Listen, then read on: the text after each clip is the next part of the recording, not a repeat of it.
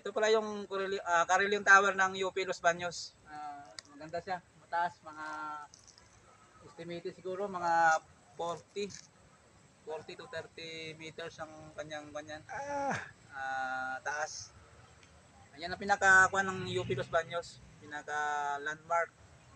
Kaya pag pumunta kayo dito sa UP Los Baños, yan ang pinaka kanya palatandaan na nakarating na kayo ng UP Los Baños. Super ganda talaga ang UP. Kaya sa mga bikers, sa mga hilig gumala, pasyalan nyo itong UP Los Baños. Malawak yung kanilang ground, open ground sa campus. Daming building. College of Agriculture, College of Veterinary,